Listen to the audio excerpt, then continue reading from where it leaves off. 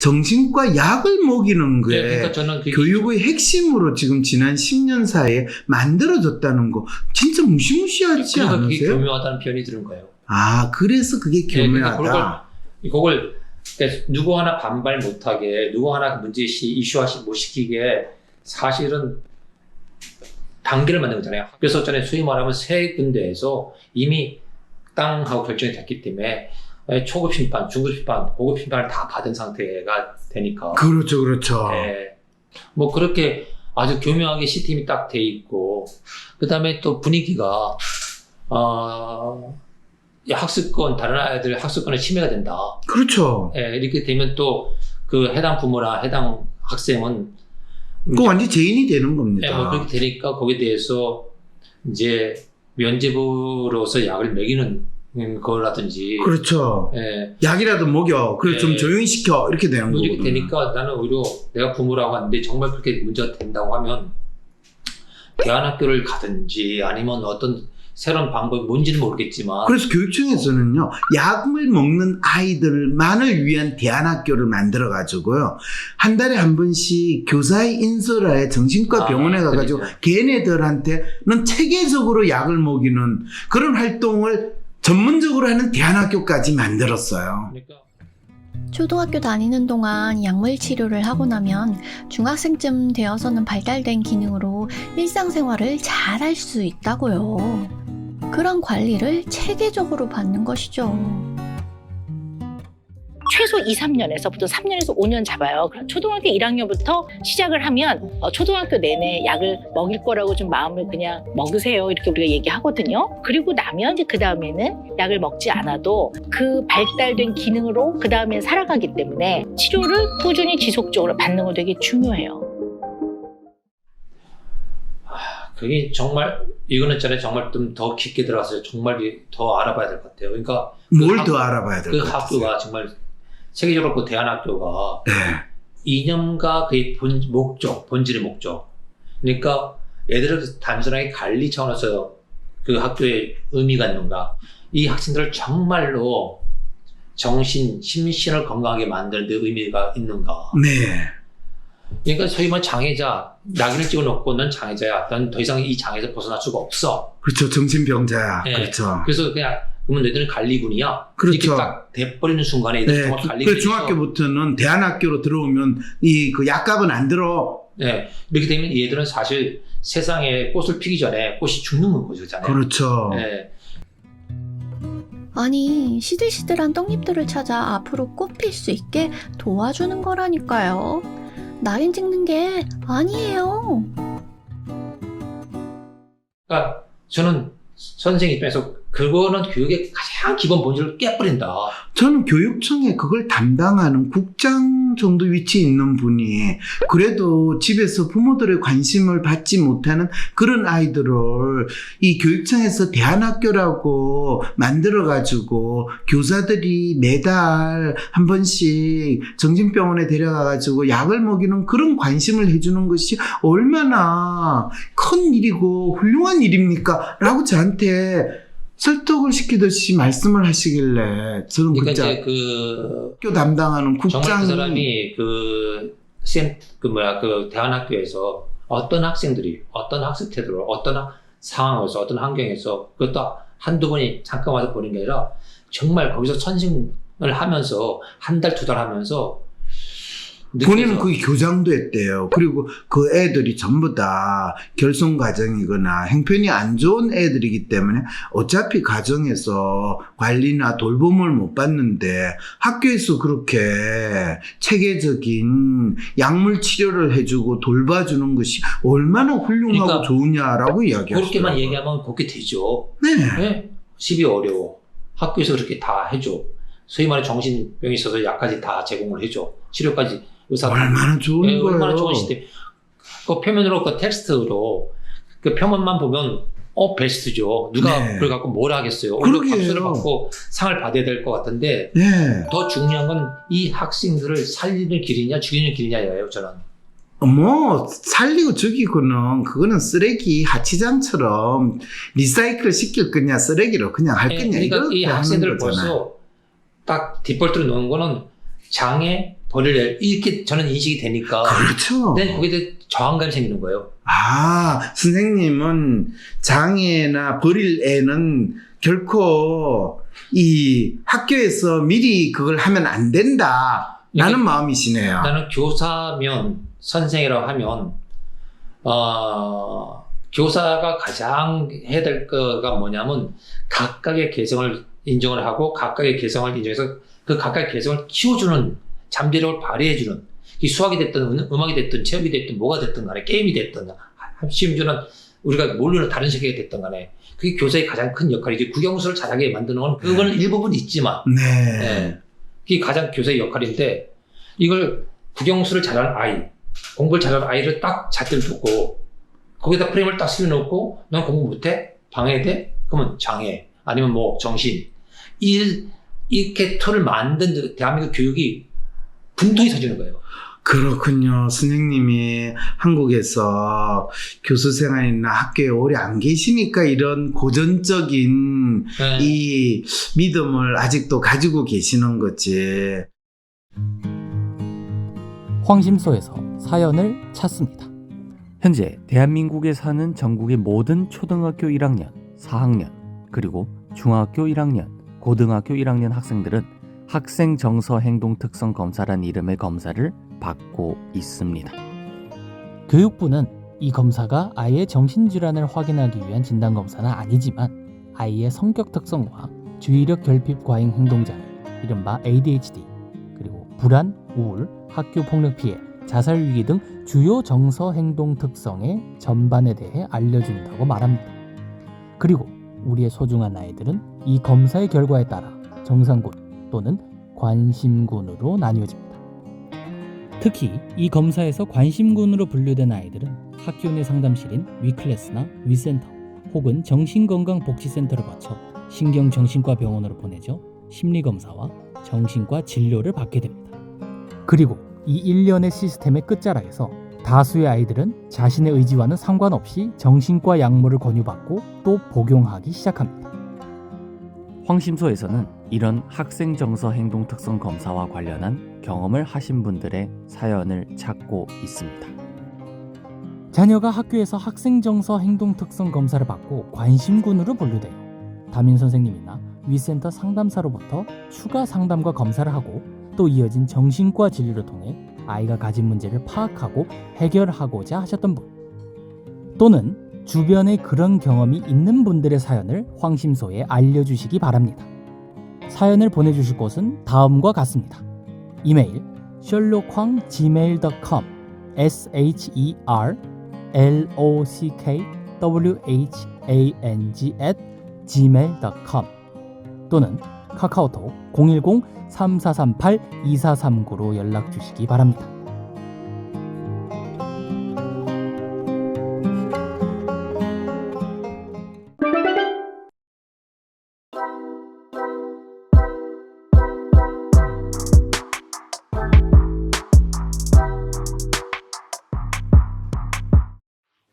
하루에도 몇 번씩 구제불능이라고 말하는 선생님과 손가락질하는 친구들. 온종일 비난에 시달린 아이에게 부모님은 유일한 버팀목이었습니다. So when he brought home these low grades, and it was frustrating, but yet I knew that wasn't a measure of intelligence. The bad grades and the principal calling me in and the teachers being frustrated, my whole focus was on how can I get this kid through his school years on his own where he feels good about himself. 토드 로즈는 어린 시절부터 장난꾸러기였습니다. 중학생 땐 주의력 결핍 과잉 행동장애, 즉 ADHD 진단을 받았는데요. 공부는 늘 꼴찌였고 친구들로부터 인기가 없었던 그는 심한 괴롭힘을 당하기도 했습니다.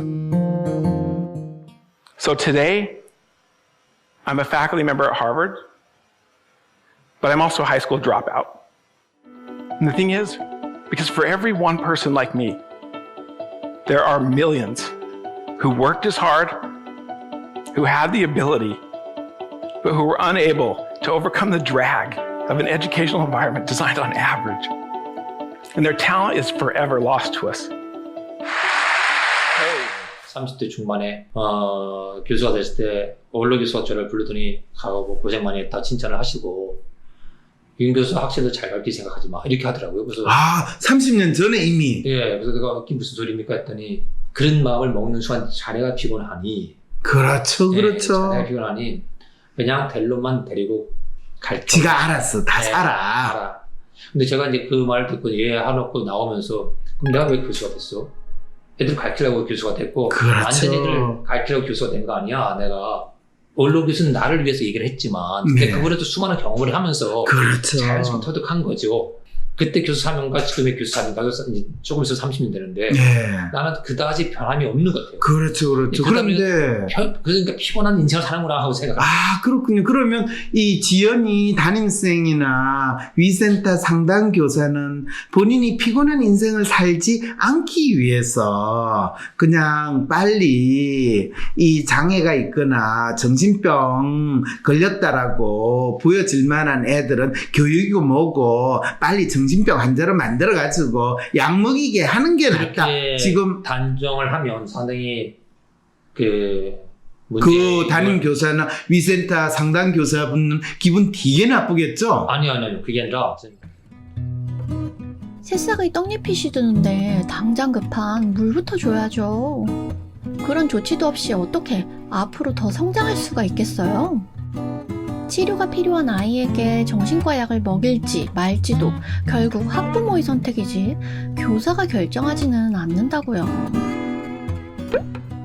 더군다나 반 아이들 모두를 한 해 동안 책임지고 이끌어 나가야 하는데요. 정서행동 특성검사에서 관심군 결과가 나왔다고 해서 무조건 다 위센터, 위클래스로 보내는 것도 아니라고요. 그게 아니라 저는 네. 아마 그 담임 선생이나 위센터 선생하고 만나서 네. 얘기를 하면 빨리 약을 먹여서 우리 학습 분위기를 좋게 한다. 그래서 저는 소위 말하는 대를 위해서 서로 희생했다. 그 얘기는 안 할 것 같아요. 그래요? 네. 그럼 나는 지연을 위해서 그렇죠. 최선의 방법이고 그렇죠. 나는 지연이가 건강하게 성장하길 바래. 지금 이 사연이 지금 절절히 그 위센터 상담 근데 교사의 그렇게 얘기하지만 이 의사 코스프레하는 마음이 너무나 절절히 나타나 근데 있잖아요. 그렇게 얘기를 하고 그렇게 포장을 해야지 자기도 편안해지는데 그렇죠. 나는 그렇죠. 아니, 포장이 아니라 그럼 전문가인 의사의 말을 따르지. 제가 뭘 지어내기로 하겠어요? 말도 안 되는 근거 없는 떠도는 얘기를 따르겠어요? 의사 선생님들이 한둘도 아니고 다들 똑같이 얘기를 하고 있는데.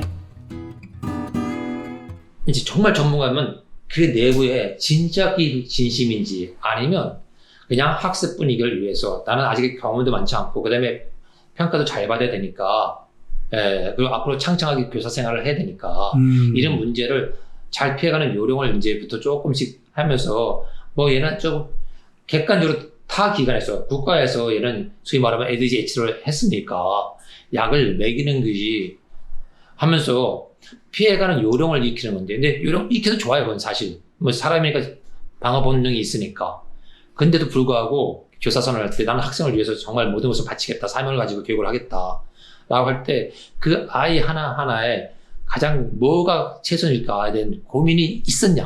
그러니까 제가 클래식적이고 원론적인 얘기를 계속 반복하는데 선생님 진짜 일개 위센터 상담 교사나 일개 초등학교 선생한테 선생님은 너무 많은 거를 기대하십니다. 초등학교 교원 임용 시험 이 통과하고 제가 교사가 되려고 얼마나 힘들게 공부를 했는데 지금 제가 도저히 상상하기 힘든 그런 무시무시한 사명감을 제가 가지라고 하시다니 이런 마음 들지 않을까요, 선생님?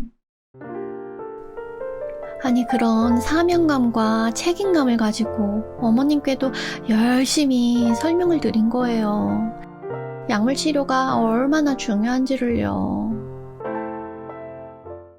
무시무시하고 엄청난 책임감이라고 하면 제가 할 말이 없지만 그렇죠. 그 월급 얼마 받는다고요? 초등학교 교사 월급 거의 네. 최저임금 수준을 받는데 그러니까 그건 자기 인생에 자기가 오롯이 짊어질 몫이에요. 그러니까 저는 저도 그럼 선생님, 저도 그냥 정신과 가가지고 우울증 약 먹고 그냥 이 꾸역꾸역 그냥 이 담임 교사 일하고 이 위센터 상담 교사 일하면서 지낼래요. 선생님 이야기 계속 듣고 있으니까 그냥 저가 네. 살고 싶지 않아요. 담임 선생 입장에서 네. 내가 만약에 지연을 맡았던 선생이라 한다면 네네. 부모를 불러서 검사가 이렇게 됐으니까 한번 가보세요 라는 얘기를 하지만 그 밑에는 표면적으로 그 얘기가 있지만 더 그 이야기와 달리 더 큰 얘기를 하고 싶은 거예요. 물론 제가 경험이 어느 정도 인자에 따라서 다르지만 걱정하지 마시고 한번 위센터 얘기 잘 들으시고 그다음에 그 얘기를 저한테 꼭 알려주시고 그다음에 지연이 굉장히 애가 뭐 이런저런 면이 있는데 이런 면도 뭐 있는데 한번 잘 지켜보시고 나중에 그 의사 선생님 뭐라 해도 네. 지연이 엄마의 문제지 내 문제는 아니에요. 담임 선생님 문제가 아니에요. 그거는 지연이 엄마의 문제지. 네. 지연이 담임 선생님이 왜 지연이 엄마한테 약 먹이세요? 이 약을 왜 해요? 자기가 거기까지 나는 소위 말하면 권리침해라고 보는 거예요.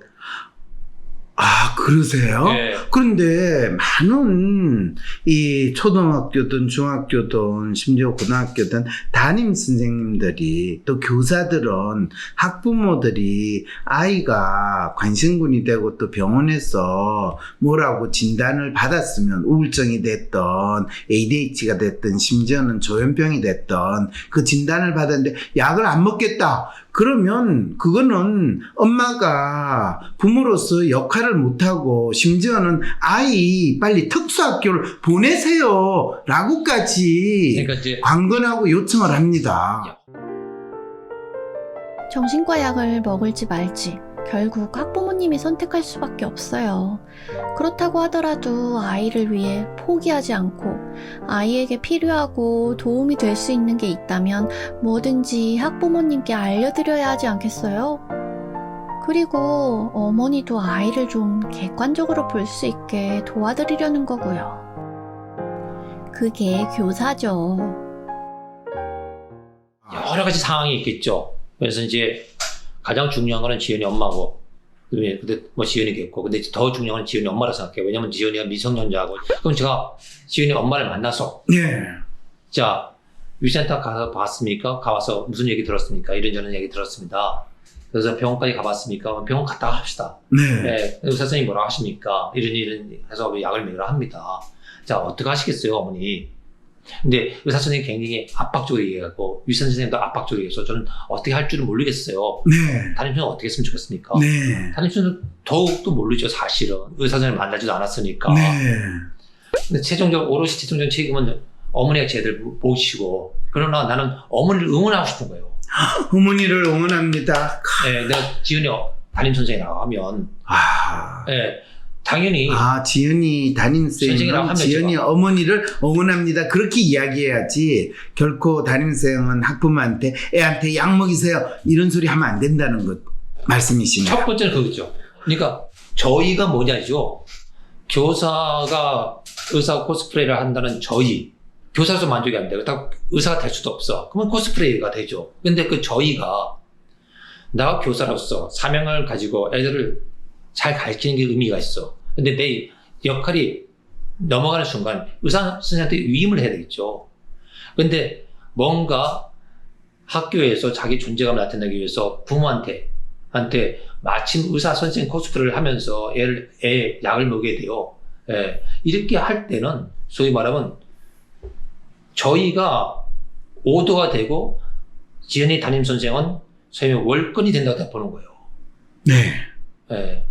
그러니까 그런 선생님은 그런 코스프레를 교묘하게 한다는 거죠. 그리고 그런 담임 교사나 교사 역할을 하시는 분들이 전국에 있는 교사들 중에 반 이상이라고 한다면 그러니까 안타깝게도 창의력이 부족한, 공부는 주부라고 하지만 창의력이 부족한 대한민국 교육이 되는 거예요. 그렇죠. 예. 그러니까 그것을 알고 있는 선생으로 답답한 거예요. 뭐 그런 분들이 대통령도 되고 법무부 장관도 되고 그러니까 좋은 나라잖아요, 대한민국은. 좋은 나라? 그러니까 우리나라는 저는 껍데기만 있는 나라라고 느낄 때가 있어요.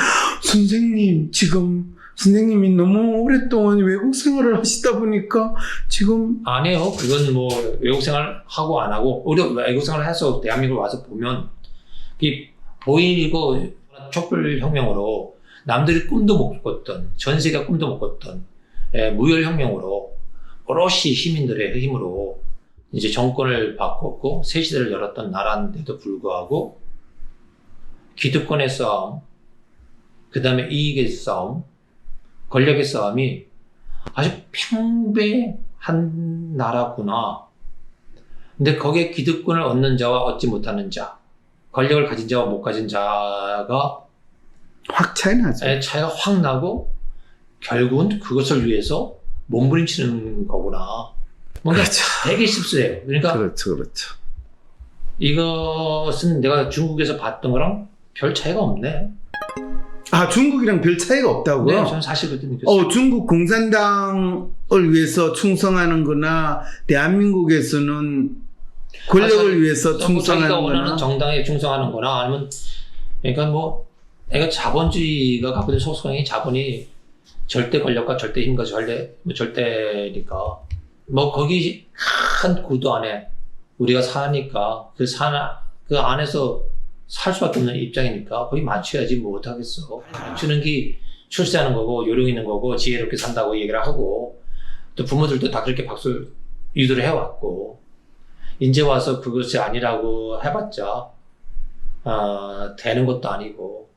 근데 선생님 그 말씀 들으니까 그러니까 저는 모순이에요. 사실 아까 지은이 가슴이 얘기에 답답하네요. 문제를 얘기를 하면서 네.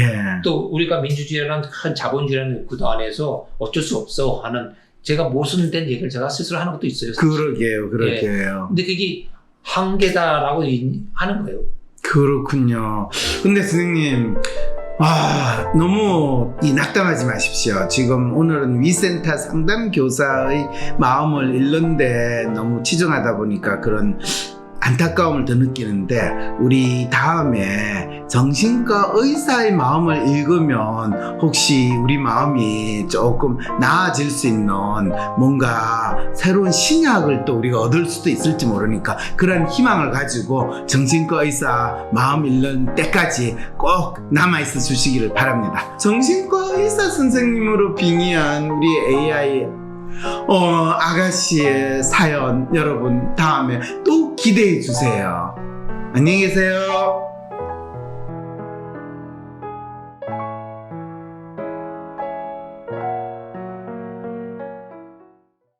내가 원하는 대로 이루어지지 않아 답답하고 괴로울 때 어떻게 할 수 있을까요? 우후죽순 상담센터와 정신과가 생겨났지만 막상 어떤 서비스를 받아야 할지 내 문제를 믿고 맡길 전문가는 누구인지 혼란스럽기만 하다고요? 위로나 공감을 넘어 개인의 마음을 정확히 읽어주고 삶을 변화시킬 전략도 같이 찾아주는 전문가, 전문 서비스에 대해 알 필요가 있지 않을까요? 이런 상황이라면 차라리 내가 직접 나의 마음을 알아보면서 나의 삶의 문제나 마음의 아픔을 해결할 수 있는 길을 찾고 싶진 않을까요? 나의 문제도 파악하여 해결하고 또 다른 사람의 삶도 변화시키는 데 도움을 줄 수 있다면 현재 나의 삶을 변화시킬 수 있는 새로운 계기가 될 수 있지 않을까요? 여러분의 이런 상상과 기대, WPI 초급 워크숍을 통해 구체화하실 수 있습니다. 삶의 변화는 특정 유형에 끼워 맞추는 것이 아닌 있는 그대로의 내 특성, 내 마음을 읽을 수 있을 때 시작됩니다. 한 사람의 성격과 마음을 정확히 찍어 나타내어 마음의 MRI로 비유되는 WPI 검사는 한국인의 마음에 대한 연구를 통해 개발해낸 성격 및 라이프 스타일 진단 방법입니다. 셜록 황이라는 닉네임으로 유명한 대한민국 대표 심리학자, 한국인의 심리를 연구한 황상민 박사님의 직강으로 WPI 검사 결과를 해석하는 방법을 통해 자신의 마음을 알고 문제를 스스로 해결하는 능력뿐 아니라 주변 사람들의 마음을 읽어주는 WPI 상담가로 발전할 수 있는 시간. 당신이 상상하는 완전히 새로운 세상. 이제 WPI 초급과정 워크숍에 참여함으로써 여러분의 삶을 바꿀 수 있는 새로운 기회를 찾을 수 있습니다. 온라인 교육 시대에 새롭게 바뀌어진 WPI 초급과정. 온라인 원격 교육으로 누구나 쉽게 참여할 수 있습니다. 신청하세요. WPI 초급과정 워크샵. 강의 구성은 이렇습니다. 오전에 WPI 상담 코칭 과정 소개, 인간의 성격과 WPI 성격 구조에 대한 이해, 오후에는 멘토와 함께하는 조별 토론과 WPI 상의 5가지 자기평가 유형에 대한 이해, 그리고 황 박사님께서 직접 참가자들의 프로파일을 해석해 주시고 내 사연에 대한 1:1 원포인트 레슨까지 받으실 수 있습니다.